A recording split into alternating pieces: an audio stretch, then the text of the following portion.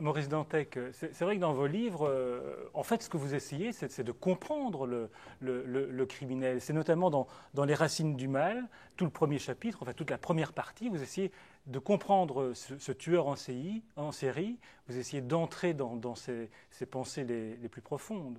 Oui, c'est ça, oui. Oui, oui. Oui, Ben, je pense que ça c'est vous le... fascine, ça, un Non, tueur en série. enfin, oui, évidemment, mais le truc, enfin, le propos était d'essayer de délimiter comment dirais-je, des processus qui sont un peu obscurs quand même justement dans nos sociétés ou du coup dans la psyché humaine, quoi. Donc, moi, j'ai beaucoup de mal toujours à expliquer un peu rationnellement les, euh, les tenants et les aboutissants de mes livres parce Mhm. que, je veux dire, généralement, quand je commence un bouquin, je ne connais absolument pas la fin et je Oui. cherche, moi, le Donc vous bouquin n'avez est une... pas un scénario, vous n'avez Non, pas... je travaille sans... c'est un peu mon problème, c'est vous parliez de colonne vertébrale et moi, je fais des bouquins plutôt pieuvres, Oui. sans colonne vertébrale, justement.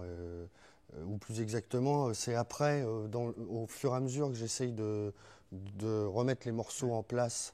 Mais ce qui est Et, sûr, c'est que dans vos livres, c'est pas, comme on l'a dit, c'est pas l'énigme qui prend le dessus, c'est vraiment la compréhension psychologique de ou quelqu'un qui psychiatrique, dévie, oui. ou Oui, psychiatrique. oui, oui. Hmm. Oui, parce que ben, François, il expliquait tout à l'heure comment, ou excusez-moi, vous aussi, enfin, les origines, disons, du roman policier qu'on fait remonter à Edgar Poe, je suis assez d'accord avec le double assassinat à la rue Morgue.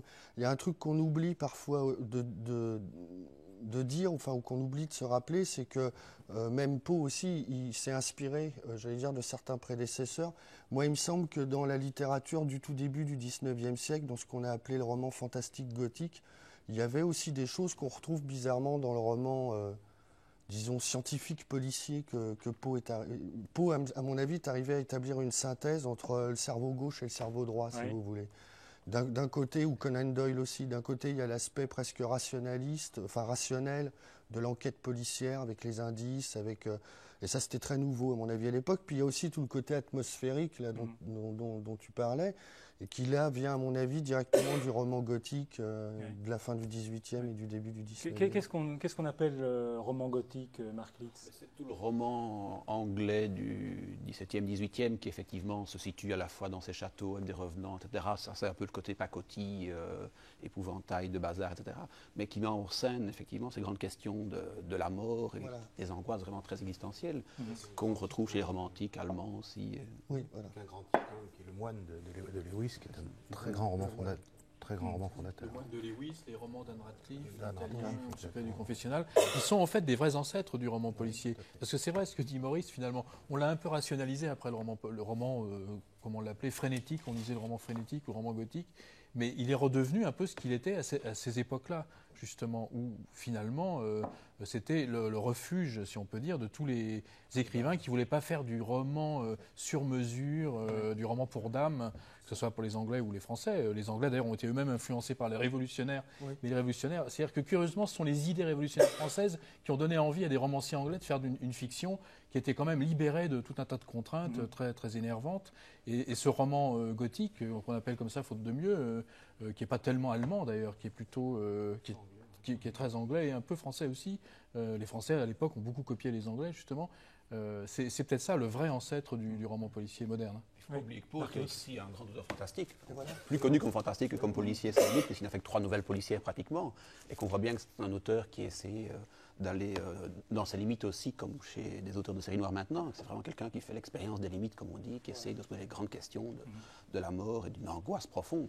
Quand on voit sa vie, en plus de cela, c'est pas effectivement simplement faire la déduction pour la déduction. C'est vrai que c'est ce que j'ai évoqué tout à l'heure, mais c'est qu'un arrière-fond de mort et d'angoisse et de peur qui est extraordinaire. Il ne faut pas oublier quand même quelque chose qui est... C'est un roman de... Tout le roman dont on parle est un roman de mort quand même. C'est un roman qui tourne précisément et spécifiquement autour de la mort. Alors là, on est vraiment en plein dans la mort dans votre livre Les Racines du Mal, avec ce tueur en série. Vous pensez qu'il y en a plus qu'on ne dit des tueurs en série? Vous voulez dire en activité? En activité, oui. Bah, évidemment, oui. Bah, je sais pas, on est en Belgique, non? Donc vous avez dû entendre parler d'un certain nombre d'affaires récentes. Oui. Mais Qui par prouvent à exemple, l'envi, quand même. le pasteur Pandy, Oui, enfin, celui-là ou qui est d'autres. soupçonné effectivement d'avoir tué plusieurs personnes, vous pensez qu'il y en a beaucoup des pasteurs Pandy en Belgique et en France En Belgique, peut-être. ou est-ce que c'est un phénomène propre aux États-Unis, comme on le pense souvent? Ah non, non, moi j'entends ce genre de sornette depuis quand même pas mal de temps. Excusez-moi. Non, non, mais c'est pas vous qui êtes en cause. C'est il y a un, je sais pas comment appeler ça, un fond commun de la pensée en kit qui dit bon, de toute façon, les tueurs en série c'est un phénomène américain, donc ici chez nous ça n'existe pas, surtout pas dans notre notre beau pays de cocagne qui est la France. Donc non, évidemment, les choses sont... Vous pensez que les Américains sont simplement plus doués pour attraper les tueurs en série, je pense que pour déjà, les ils ont repérer? une police fédérale.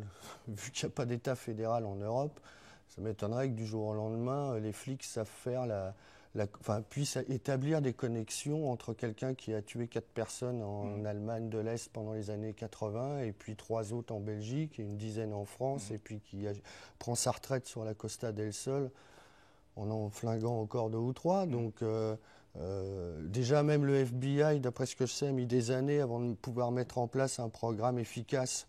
Un programme informatique. Un programme informatique, mais aussi un programme d'enquête psychologique, d'enquête socio-psychologique, enfin tout un tas de données qui sont entrées dans des ordinateurs, etc., avec des types qui sont spécialisés. Bon, il n'y a pas ça chez nous, ça n'existe pas. Quand vous voyez qu'il y a un tueur en série, on sait qu'il est dans 3 arrondissements parisiens et que les flics parisiens en sont à essayer de se demander comment ils vont pouvoir faire des tests génétiques sur les 30 000 ou je sais pas, les 300 000 personnes qui vivent là. Enfin, il y a plus, enfin, je sais pas quoi. Donc on préfère, si vous voulez en clair, on préfère pourchasser les dealers de shit dans les cités plutôt que de pourchasser les réseaux de pédophiles, grosso modo.